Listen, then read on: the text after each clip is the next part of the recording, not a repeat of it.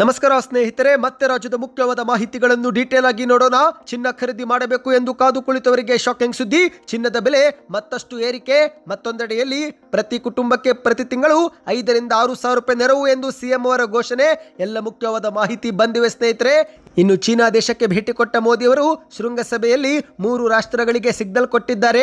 ಟ್ರಂಪ್ಗೆ ಖಡಕ್ ಸಂದೇಶ, ಚೀನಾ ನೆನಪಿಸಿ ಪಾಕಿಸ್ತಾನಕ್ಕೆ ಎಚ್ಚರಿಕೆ. ಎಲ್ಲ ಮುಖ್ಯವಾದ ಮಾಹಿತಿ ನೋಡೋಣ. ಮತ್ತೊಂದೆಡೆಯಲ್ಲಿ ಎಲ್ಲಿಯವರೆಗೆ ಡಿಜೆಗೆ ಒಪ್ಪಿಗೆ ಸಿಗೋದಿಲ್ಲವೋ ಅಲ್ಲಿಯವರೆಗೆ ಗಣೇಶ ವಿಸರ್ಜನೆ ಮಾಡದಿರಲು ಗ್ರಾಮಸ್ಥರ ನಿರ್ಧಾರ. ಏನಿದು ಮಾಹಿತಿ ಎಂಬುದನ್ನು ಡೀಟೇಲ್ ಆಗಿ ನೋಡೋಣ. ಇನ್ನು ಮತ್ತೊಂದೆಡೆಯಲ್ಲಿ ಬೆಂಗಳೂರಿನ 5 ಹೊಸ ಪಾಲಿಕೆಗೆ ವೆಚ್ಚವಾಗಲಿದೆ 150 ಕೋಟಿ ರೂಪಾಯಿ ಹಣ. ಬಿಬಿಎಂಪಿ ಹೇಳಿದ್ದೇನು? ಎಲ್ಲ ಮುಖ್ಯವಾದ ಮಾಹಿತಿಗಳನ್ನು ಡೀಟೇಲ್ ಆಗಿ ನೋಡೋಕ್ಕಿಂತ ಮೊದಲು ದಯವಿಟ್ಟು ಸುದ್ದಿ 9 ಯೂಟ್ಯೂಬ್ ಚಾನಲ್ಗೆ ಸಬ್ಸ್ಕ್ರೈಬ್ ಮಾಡ್ತಾ ಪಕ್ಕದಲ್ಲಿ ಕಾಣಿಸುವ ಗಂಟೆ ಒತ್ತಿ. ಇದರಿಂದ ರಾಜ್ಯದ ಮುಖ್ಯವಾದ ಮಾಹಿತಿಗಳೆಲ್ಲವೂ ನಿಮಗೆ ಸಿಗುತ್ತವೆ. ವಿಡಿಯೋಗೆ ಲೈಕ್ ಮಾಡಿ ಮತ್ತು ವಿಡಿಯೋ ಪೂರ್ತಿಯಾಗಿ ನೋಡಿ. ಬನ್ನಿ ಸ್ನೇಹಿತರೆ, ಎಲ್ಲ ಮುಖ್ಯವಾದ ಮಾಹಿತಿಗಳನ್ನು ಡೀಟೇಲ್ ಆಗಿ ನೋಡೋಣ.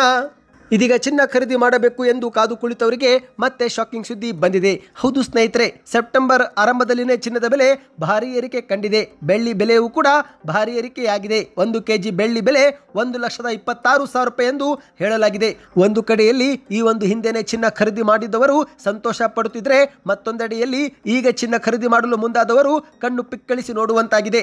ಚಿನ್ನದ ದರ ದಿನದಿಂದ ದಿನಕ್ಕೆ ಏರಿಕೆ ಆಗುತ್ತಿದೆ. ಹೌದು ಸ್ನೇಹಿತರೆ, ಚಿನ್ನದ ದರ ಇದೀಗ ಮತ್ತೆ ಏರಿಕೆ ಕಂಡಿದೆ. ಮಾಹಿತಿಯ ಪ್ರಕಾರ 22 ಕ್ಯಾರೆಟ್ ಚಿನ್ನ ಪ್ರತಿ ಗ್ರಾಮು 9,705, 24 ಕ್ಯಾರೆಟ್ ಪ್ರತಿ ಗ್ರಾಮು 10,588. ಅಂದರೆ ಸ್ನೇಹಿತರೆ, 10 ಗ್ರಾಮ್ 24 ಕ್ಯಾರೆಟ್ ಚಿನ್ನದ ಬೆಲೆ 1,05,880 ರೂಪಾಯಿ ಎಂದು ಹೇಳಲಾಗಿದೆ. ಇದರ ಅರ್ಥ ಸ್ನೇಹಿತರೆ, GST ಹಿಡಿದು ನೀವು 10 ಗ್ರಾಮ್ 24 ಕ್ಯಾರೆಟ್ ಚಿನ್ನ ತೆಗೆದುಕೊಳ್ಳಬೇಕಂದ್ರೆ ಸರಿಸುಮಾರು 1,07,500 ರೂಪಾಯಿವರೆಗೆ ನೀವು ಹಣವನ್ನು ಖರ್ಚು ಮಾಡಬಹುದು. ಅಂದ ಹಾಗೆ ಈ ಒಂದು ಹಿಂದೆ ಚಿನ್ನ 1,96,000 ರೂಪಾಯಿಗೆ ಕುಸಿತ ಕಂಡಿತ್ತು. ಆದರೆ ಒಂದೇ ತಿಂಗಳಲ್ಲಿ 96,000ದಿಂದ 1,07,000, ಅಂದರೆ ಒಂದೇ ತಿಂಗಳಲ್ಲಿ 10,000 ರೂಪಾಯಿ ಏರಿಕೆಯಾಗಿದೆ. ಈ ಮೂಲಕ ಚಿನ್ನ ಖರೀದಿ ಮಾಡುವುದು ಇದೀಗ ಬಡವರಿಗೆ ಕನಸಾಗಿ ಹೋಗಿದೆ ಸ್ನೇಹಿತರೆ. ಇದಷ್ಟೇ ಅಲ್ಲ ಸ್ನೇಹಿತರೆ, ಮುಂಬರುವ ದಿನಗಳಲ್ಲಿ ಚಿನ್ನವು 10 ಗ್ರಾಮ್ 24 ಕ್ಯಾರೆಟ್ 1,30,000 ರೂಪಾಯಿ ಕೂಡ ಆಗಬಹುದು ಎಂದು ಅಂದಾಜು ಮಾಡಲಾಗಿದೆ. ಈ ಒಂದು ಹಿಂದೆ ಚಿನ್ನ ಕುಸಿತಗೊಳ್ಳುತ್ತೆ, 50% ಬೀಳುತ್ತೆ ಎಂದೆಲ್ಲ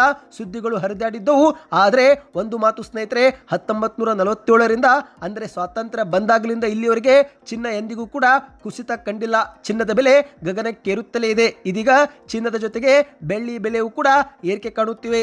ಇದಕ್ಕಾಗಿಯೇ ಇತ್ತೀಚೆಗೆ ಕೇಂದ್ರದ ಸರ್ಕಾರ ಬೆಳ್ಳಿಯನ್ನು ಕೂಡ ಚಿನ್ನದಂತೆ ಪರಿಗಣಿಸಿ ಬೆಳ್ಳಿಗೂ ಕೂಡ ಹಾಲ್ಮಾರ್ಕ್ ಹಾಕುವಂತೆ ಸೂಚನೆ ಕೊಟ್ಟಿದೆ. ಆದರೆ ಇದು ಕಡ್ಡಾಯವಲ್ಲ ಸ್ನೇಹಿತರೆ. ಆದರೆ ಮುಂಬರುವ ದಿನಗಳಲ್ಲಿ ಬೆಳ್ಳಿಗಳಿಗೂ ಕೂಡ ಹಾಲ್ಮಾರ್ಕ್ ಕಡ್ಡಾಯ ಎಂದು ಹೇಳಿದರೂ ಕೂಡ ಆಶ್ಚರ್ಯ ಪಡಬೇಕಾಗಿಲ್ಲ. ಇನ್ನಿದೀಗ ಎರಡನೇ ಮುಖ್ಯವಾದ ಮಾಹಿತಿಗೆ ಹೋಗೋಣ.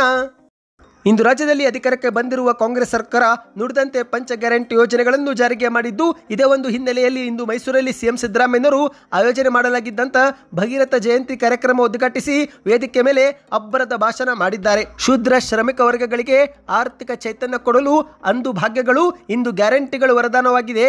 ನಮ್ಮ ಸರ್ಕಾರ ಜಾತಿ ನೋಡಲ್ಲ, ಎಲ್ಲ ಜಾತಿಯವರ ಅಭಿವೃದ್ಧಿ ಅಷ್ಟೇ ನಮ್ಮ ಗುರಿ ಎಂದು ಸಿಎಂ ಸಿದ್ದರಾಮಯ್ಯನವರು ವೇದಿಕೆ ಮೇಲೆ ಮಾತನಾಡಿದ್ದಾರೆ. ಹೌದು ಗೆಳೆಯರೆ, ಉಪ್ಪಾರ ಸಮುದಾಯ ಭವನದ ಶಂಕುಸ್ಥಾಪನೆ ನೆರವೇರಿಸಿ ವೇದಿಕೆ ಮೇಲೆ ಭಾಷಣ ಮಾಡಿದಂತ ಮುಖ್ಯಮಂತ್ರಿಯವರು ಇಂದು ಕರ್ನಾಟಕದ ಎಲ್ಲ ಜನತೆಗೆ ನಮ್ಮ ಗ್ಯಾರಂಟಿಗಳು ನಾವು ಕೊಡುತ್ತಿದ್ದೇವೆ.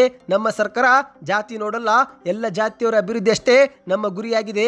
ಈ ನೆಲದ ದಾರ್ಶನಿಕರು ಮಹಾನುಭಾವರ ಮನುಕುಲದ ಕೊಡುಗೆ ಗಮನಿಸಿ ಅವರೆಲ್ಲರ ಜಯಂತಿಯನ್ನು ಸರ್ಕಾರವೇ ಆಚರಿಸುತ್ತಿದೆ. ಇದರ ಜೊತೆಗೆ ಇವರೆಲ್ಲರೂ ಜಾತ್ಯತೀತ ಮನೋಭಾವದಿಂದ ನೀಡಿದಂತ ಮೌಲ್ಯಗಳ ಆಧಾರದಲ್ಲಿ ಸರ್ಕಾರ ಕಾರ್ಯಕ್ರಮಗಳನ್ನು ರೂಪಿಸುತ್ತಿದೆ ಎಂದು ಸಿಎಂ ಅವರು ಹೇಳಿಕೆ ಕೊಟ್ಟಿದ್ದಾರೆ. ಶೂದ್ರರಿಗೆ ದುಡಿಯುವ ಅವಕಾಶವೇ ಮೊದಲಿಲ್ಲದಂತಾಗಿತ್ತು. ಶೂದ್ರರಿಗೆ ಮೊದಲು ಶಿಕ್ಷಣದ ಅವಕಾಶವಿರಲಿಲ್ಲ. ಶೂದ್ರರಲ್ಲಿ ಉಪ್ಪಾರ ಸಮುದಾಯ ಅತಿ ಹಿಂದುಳಿದ ಸಮುದಾಯವಾಗಿದೆ.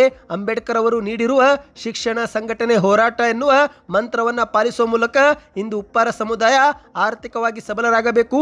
ಈ ಉದ್ದೇಶದಿಂದಲೇ ನಾನು ಉಪ್ಪಾರ ಅಭಿವೃದ್ಧಿ ನಿಗಮ ಸ್ಥಾಪಿಸಿದ್ದು ಎಂದು ಸಿಎಂ ಅವರು ಹೇಳಿಕೆ ಕೊಟ್ಟಿದ್ದಾರೆ. ಈ ಒಂದು ಹಿಂದೆ ಸರ್ವ ಶ್ರಮಿಕ ವರ್ಗವನ್ನು ಗಮನದಲ್ಲಿಟ್ಟುಕೊಂಡು ಮೊದಲು ಬಾರಿ ಸಿಎಂ ಆಗಿದ್ದಾಗ ನಾನು 10 ಹಲವು ಭಾಗ್ಯಗಳನ್ನು ಕಲ್ಪಿಸಿದ್ದೆ. ಇದೀಗ ಎರಡನೇ ಬಾರಿ ಮುಖ್ಯಮಂತ್ರಿಯಾಗಿ 5ಕ್ಕೆ 5 ಗ್ಯಾರಂಟಿಗಳನ್ನು ಜಾರಿಗೆ ಮಾಡಿದ್ದರ ಪರಿಣಾಮ ಇಂದು ಪ್ರತಿ ಕುಟುಂಬಕ್ಕೆ 5 ರಿಂದ 6 ಸಾವಿರ ರೂಪಾಯಿ ನೆರವು ಪ್ರತಿ ತಿಂಗಳು ಸಿಗ್ತಾ ಇದೆ ಎಂದು ಮುಖ್ಯಮಂತ್ರಿಯವರು ಹೇಳಿದ್ದಾರೆ. ಆರ್ಥಿಕ ಸಮಾನತೆ ಸುಮ್ಮನೆ ಭಾಷಣ ಮಾಡಿದರೆ ಹೋಗಲ್ಲ, ಕಾರ್ಯಕ್ರಮ ರೂಪಿಸಿ ಜಾರಿಗೆ ತರುವುದು ಮುಖ್ಯ. ಇದಕ್ಕಾಗಿಯೇ ನಮ್ಮ ಸರ್ಕಾರ ನಿರಂತರವಾಗಿ ಶ್ರಮಿಸುತ್ತಿದೆ ಎಂದು ವೇದಿಕೆ ಮೇಲೆ ಭಾಷಣ ಮಾಡಿದ್ದಾರೆ. ಇನ್ನಿದೀಗ 3ನೇ ಮುಖ್ಯವಾದ ಮಾಹಿತಿಗೆ ಹೋಗೋಣ. ಇದೀಗ ಇಡೀ ವಿಶ್ವದಲ್ಲೇ SCO ಶೃಂಗಸಭೆ ಭಾರಿ ಸದ್ದು ಮಾಡ್ತಾ ಇದೆ.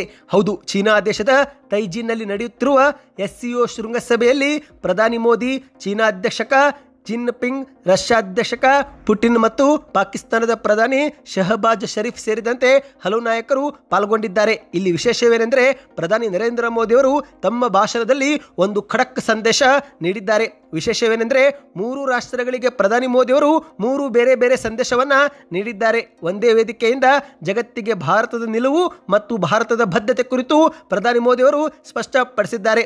ಮೋದಿ ಅವರು ತಮ್ಮ ಭಾಷಣದಲ್ಲಿ ಡೊನಾಲ್ಡ್ ಟ್ರಂಪ್ಗೂ ಕೂಡ ಸಂದೇಶ ನೀಡಿದ್ದು, ಚೀನಾಗೆ ಕೆಲ ಘಟನೆಗಳನ್ನು ಕೂಡ ನೆನಪಿಸಿ ಇತ್ತ ಪಾಕಿಸ್ತಾನಕ್ಕೂ ಕೂಡ ನೇರ ಎಚ್ಚರಿಕೆ ನೀಡಿದ್ದಾರೆ. ಹೌದು, ಅಂದ ಹಾಗೆ ಸ್ನೇಹಿತರೆ, ಈ ಒಂದು ಶೃಂಗಸಭೆಯಲ್ಲಿ ಅಷ್ಟಕ್ಕೂ ಪ್ರಧಾನಿ ಮೋದಿ ಅವರು ಡೊನಾಲ್ಡ್ ಟ್ರಂಪ್ಗೆ ಕೊಟ್ಟಂತ ಸಂದೇಶ ಏನು ಎನ್ನುವುದನ್ನು ನೋಡುವುದಾದ್ರೆ, ಈ ಒಂದು ಸಭೆಯಲ್ಲಿ ಮೊದಲು ರಷ್ಯಾದ ಅಧ್ಯಕ್ಷ ಪುಟಿನ್ ಅವರ ಕೈ ಕುಲುಕಿ ಬಳಿಕ ಪುಟಿನ್ ಅವರ ಕಾರಲ್ಲಿನೇ ಮೋದಿ ಅವರು ಪ್ರಯಾಣ ಮಾಡಿದ್ದಾರೆ. ಇನ್ನು ಕಾರಲ್ಲೂ ಪುಟಿನ್ ಜೊತೆಗೆ 45 ನಿಮಿಷಗಳ ಕಾಲ ಮಾತುಕತೆ ನಡೆಸಿದ್ದಾರೆ. ಈ ಮೂಲಕ ಪರೋಕ್ಷವಾಗಿ ಅಮೆರಿಕ ಅಧ್ಯಕ್ಷ ಡೊನಾಲ್ಡ್ ಟ್ರಂಪ್ಗೆ ಎಚ್ಚರಿಕೆ ರವಾನಿಸಿದ್ದಾರೆ. ರಷ್ಯಾದಿಂದ ತೈಲ ಖರೀದಿ ಮತ್ತು ದ್ವಿಪಕ್ಷೀಯ ವ್ಯಾಪಾರ ಒಪ್ಪಂದ ಸೇರಿದಂತೆ ಹಲವು ಕುರಿತಂತೆ ಸಂದೇಶ ರವಾನಿಸಿದ್ದಾರೆ. ಹೌದು, ಏಕೆಂದರೆ ಇತ್ತೀಚೆಗೆ ರಷ್ಯಾದಿಂದ ತೈಲ ಖರೀದಿ ಮಾಡಿದ್ದಕ್ಕೆ ಡೊನಾಲ್ಡ್ ಟ್ರಂಪ್ ಅವರು ಭಾರತದ ಮೇಲೆ ಸಿಟ್ಟು ತೀರಿಸಿಕೊಳ್ಳಲು 50% ಸುಂಕ ವಿಧಿಸಿದ್ದಾರೆ. ಅಷ್ಟು ಮಾತ್ರವಲ್ಲದೆ ಎಲ್ಲಿಯವರೆಗೆ ರಷ್ಯಾ ಜೊತೆಗಿನ ಒಪ್ಪಂದಗಳು ನೀವು ನಿಲ್ಲಿಸೋದಿಲ್ಲವೋ ಅಲ್ಲಿವರೆಗೆ ಸುಂಕ ಇಳಿಸೋದಿಲ್ಲ ಎಂದು ಟ್ರಂಪ್ ಅವರು ಹೇಳಿಕೆ ಕೊಟ್ಟಿದ್ದಾರೆ. ಆದರೆ ಮೋದಿ ಅವರು ಇದೀಗ ರಷ್ಯಾದ ಅಧ್ಯಕ್ಷ ಪುಟಿನ್ನೊಂದಿಗೆ ಹೆಚ್ಚಿಗೆ ಹೊತ್ತು ಮಾತಾಡಿ ಮತ್ತು ತೈಲ ಖರೀದಿ ಸೇರಿದಂತೆ ಇತರೆ ವ್ಯಾಪಾರ ಒಪ್ಪಂದ ಕುರಿತಂತೆ ಮಾತನಾಡಿ ಅಮೆರಿಕಾಗೆ ಸಂದೇಶ ರವಾನಿಸಿದ್ದಾರೆ. ಇನ್ನು ಮೋದಿ ಅವರು ಪಾಕಿಸ್ತಾನಕ್ಕೂ ಕೂಡ ಖಡಕ್ ಎಚ್ಚರಿಕೆ ರವಾನಿಸಿದ್ದಾರೆ. ಇಲ್ಲಿ ವಿಶೇಷವೇನೆಂದರೆ ಪಾಕಿಸ್ತಾನದ ಖುದ್ದು ಪ್ರಧಾನಿ ಶಹಬಾಜ್ ಶರೀಫ್ ಸೇರಿದಂತೆ ಇಡೀ ಪಾಕಿಸ್ತಾನದ ನಿಯೋಗದ ಎದುರೇ ಪ್ರಧಾನಿ ಮೋದಿ ಅವರು ಭಯೋತ್ಪಾದಕತೆ ವಿರುದ್ಧ ಗುಡುಗಿದ್ದಾರೆ.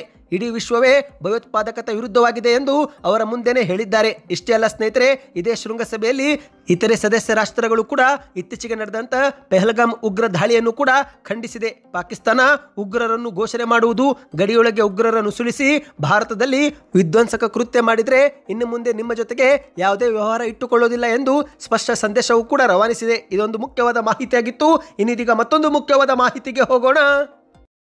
ನಿಮಗೆಲ್ಲರಿಗೂ ಗೊತ್ತಿರುವಂತೆ ರಾಜ್ಯದಲ್ಲಿ ಗಣೇಶ ವಿಸರ್ಜನೆ ವೇಳೆ ಡಿಜೆಯನ್ನು ನಿಷೇಧ ಮಾಡಲಾಗಿದೆ. ಆದರೆ ಇಲ್ಲಿ ಮತ್ತೊಂದೆಡೆಯಲ್ಲಿ ಎಲ್ಲಿಯವರೆಗೆ ಡಿಜೆ ಒಪ್ಪಿಗೆ ಸಿಗೋದಿಲ್ಲವೋ ಅಲ್ಲಿಯವರೆಗೆ ಗಣೇಶ ವಿಸರ್ಜನೆ ಮಾಡದಿರಲು ಗ್ರಾಮಸ್ಥರು ನಿರ್ಧಾರ ತೆಗೆದುಕೊಂಡಿದ್ದಾರೆ. ಹೌದು, ಡಿಜೆ ಬಳಕೆಗೆ ಅನುಮತಿ ನೀಡುವವರೆಗೂ ಬ್ಯಾಡಗಿ ತಾಲೂಕಿನ ಮೋಟೆಬೆನ್ನೂರಿನ ಹಿಂದೂ ಮಹಾಗಣಪತಿ ಸೇರಿದಂತೆ ಗ್ರಾಮದ ಯಾವುದೇ ಸಾರ್ವಜನಿಕ ಪ್ರತಿಷ್ಠಾಪಿಸಿದಂತ ಗಣಪತಿ ವಿಸರ್ಜನೆ ಮಾಡದಿರಲು ಗ್ರಾಮಸ್ಥರು ನಿರ್ಧಾರ ಮಾಡಿದ್ದಾರೆ. ಹೌದು ಸ್ನೇಹಿತರೆ, ಮಾಹಿತಿಯಂತೆ ಭಾನುವಾರ 5ನೇ ದಿನಕ್ಕೆ ಗಣೇಶನ ವಿಸರ್ಜನೆ ಮಾಡಬೇಕಾಗಿತ್ತು. ಆದರೆ ಚಳಗೇರಿ ಟೋಲ್ ಬಳಿ ಡಿಜೆ ಸೌಂಡ್ ಸಿಸ್ಟಮ್ ಮೋಟೆಬೆನ್ನೂರು ಗ್ರಾಮಕ್ಕೆ ಬರದಂತೆ ಪೊಲೀಸರು ತಡೆದಿದ್ದು, ಅಷ್ಟು ಮಾತ್ರವಲ್ಲದೆ ಸೌಂಡ್ ಸಿಸ್ಟಮ್ ಮಾಲೀಕರನ್ನು ಕೂಡ ಗ್ರಾಮಕ್ಕೆ ಬರದಂತೆ ಮರಳಿ ಕಳುಹಿಸಿದ್ದರಿಂದ ಗ್ರಾಮಸ್ಥರು ಆಕ್ರೋಶ ವ್ಯಕ್ತಪಡಿಸಿದ್ದಾರೆ. ಸಂಪೂರ್ಣ ಡಿಜೆ ಬೇಡ, ಕೇವಲ 2 ಬಾಕ್ಸ್ಗಳು ಕೊಡಿ ಸಾಕು, ನಾವು ಅದನ್ನೇ ಬಳಸಿಕೊಂಡು ಗಣೇಶನ ವಿಸರ್ಜನೆ ಮಾಡುತ್ತೇವೆ ಎಂದು ಬೇಡಿಕೊಂಡರೂ ಪೊಲೀಸರು ಮಾತ್ರ ಅನುಮತಿ ಕೊಟ್ಟಿಲ್ಲವಂತೆ. ಇದರಿಂದಲೇ ಆಕ್ರೋಶಗೊಂಡಂತ ಗ್ರಾಮಸ್ಥರು ಸಭೆ ಸೇರಿದಂತೆ ಸಾಮೂಹಿಕವಾಗಿಯೇ ಗಣಪತಿ ವಿಸರ್ಜನೆ ಮಾಡದಂತೆ ನಿರ್ಧಾರ ಕೈ ತೆಗೆದುಕೊಂಡಿದ್ದಾರೆ. ಇದೇ ವೇಳೆ ಮಾತನಾಡಿದಂತ ಮಾಜಿ ಶಾಸಕ ವಿರೂಪಾಕ್ಷ ಎನ್ನುವರು, ಗಣಪತಿ ಹಿಂದೂ ಧರ್ಮದ ಪ್ರತೀಕ, ಆದರೆ ರಾಜ್ಯ ಸರ್ಕಾರ ಹಬ್ಬದಲ್ಲಿ ಡಿಜೆ ರದ್ದು ಮಾಡಿ ಹಿಂದೂ ಹಬ್ಬಗಳ ಮೇಲೆ ಸವಾರಿ ಮಾಡಲು ಹೊರಟಿದೆ.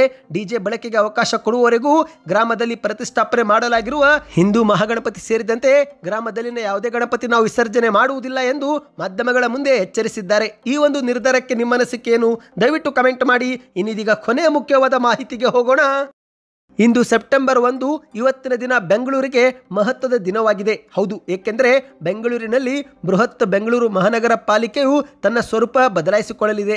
ಹೌದು ಸ್ನೇಹಿತರೆ, ಬೃಹತ್ ಬೆಂಗಳೂರು ಮಹಾನಗರ ಪಾಲಿಕೆ ಬದಲಾಗಿ ಇನ್ನು ಮುಂದೆ ಗ್ರೇಟರ್ ಬೆಂಗಳೂರು ಪ್ರಾಧಿಕಾರ ಆಗಲಿದೆ. ಹೌದು, ಬೆಂಗಳೂರಿನಲ್ಲಿ ಹೊಸ ಪಾಲಿಕೆಗಳ ರಚನೆಗಾಗಿ ಅಂದಾಜು 135 ಕೋಟಿಯಿಂದ 150 ಕೋಟಿ ರೂಪಾಯಿವರೆಗೆ ವಾರ್ಷಿಕವಾಗಿ ಹೆಚ್ಚುವರಿಯಾಗಿ ಬೇಕಾಗಬಹುದು ಎಂದು ಅಂದಾಜು ಮಾಡಲಾಗಿದೆ. ಈ ಬಗ್ಗೆ ಸ್ವತಃ ಬೃಹತ್ ಬೆಂಗಳೂರು ಮಹಾನಗರ ಪಾಲಿಕೆಯು ಮಹತ್ವದ ಮಾಹಿತಿಯೊಂದು ಹಂಚಿಕೊಂಡಿದೆ. ಮಹಾನಗರ ಪಾಲಿಕೆ ವ್ಯಾಪ್ತಿಯಲ್ಲಿ ಒಟ್ಟು 198 ವಾರ್ಡ್ಗಳು ಬರಲಿದ್ದು, ಮುಂದಿನ ದಿನಗಳಲ್ಲಿ ಗ್ರೇಟರ್ ಬೆಂಗಳೂರು ಪ್ರದೇಶದಲ್ಲಿ ಮತ್ತೆ 5 ಹೊಸನಗರ ಪಾಲಿಕೆ ಸರ್ಕಾರ ಅಧಿಸೂಚಿಸಿದರೂ ಅಗತ್ಯವಿರುವ ಸಿಬ್ಬಂದಿ ಮತ್ತು ಆಡಳಿತ ವೆಚ್ಚವನ್ನ ಕೊಡಬೇಕಾಗಿದೆ ಎಂದು ಹೇಳಿಕೆ ಕೊಟ್ಟಿದೆ. ಅಂದರೆ ಸ್ನೇಹಿತರೆ, ಗ್ರೇಟರ್ ಬೆಂಗಳೂರು ಪ್ರಾಧಿಕಾರ ಕಾಯ್ದೆಯಡಿಯಲ್ಲಿ 5 ನಗರ ಪಾಲಿಕೆ ರಚನೆ ಮಾಡಲು ಸರ್ಕಾರ ಮುಂದಾಗಿದೆ. ಈ ಒಂದು 5 ಪಾಲಿಕೆಗೆ ಹೆಚ್ಚುವರಿಯಾಗಿ ಹಣ ಖರ್ಚಾಗುತ್ತೆ ಎಂದು ಹೇಳಲಾಗುತ್ತಿತ್ತು. ಆದರೆ ಇದೀಗ ಹೊಸ ಪಾಲಿಕೆಗಳ ರಚನೆಯಿಂದ ಯಾವುದೇ ಹೆಚ್ಚುವರಿ ವೆಚ್ಚ ಆಗೋದಿಲ್ಲ ಎಂದು ಬಿಬಿಎಂಪಿ ಹೇಳುತ್ತಿದೆ. ಆದರೂ ಕೂಡ ಹೊಸ ಪಾಲಿಕೆಗಳಿಗೆ ಕಟ್ಟಡ, ಮೂಲಸೌಕರ್ಯ, ಸಿಬ್ಬಂದಿ ಸೇರಿದಂತೆ ಹಲವು ಖರ್ಚು ಆಗುತ್ತೆ ಎನ್ನುವುದು ಪ್ರತಿಯೊಬ್ಬರು ಅಭಿಪ್ರಾಯ ವ್ಯಕ್ತಪಡಿಸುತ್ತಿದ್ದಾರೆ. ಸದ್ಯಕ್ಕೆ ಎಷ್ಟಾಯ್ತು ಸ್ನೇಹಿತರೆ, ಈ ಎಲ್ಲ ಮಾಹಿತಿ ಇಷ್ಟವಾಗಿದ್ದರೆ ವಿಡಿಯೋಗೆ ಲೈಕ್ ಮಾಡಿ. ನೀವು ಕೂಡ ಬೆಂಗಳೂರಿನವರಾಗಿದ್ದರೆ ಕಮೆಂಟಲ್ಲಿ ಬೆಂಗಳೂರು ಎಂದು ಕಮೆಂಟ್ ಮಾಡ್ತಾ ವಿಡಿಯೋಗೆ ಲೈಕ್ ಮಾಡಿ, ಚಾನಲ್ಗೆ ಸಬ್ಸ್ಕ್ರೈಬ್ ಆಗಿ.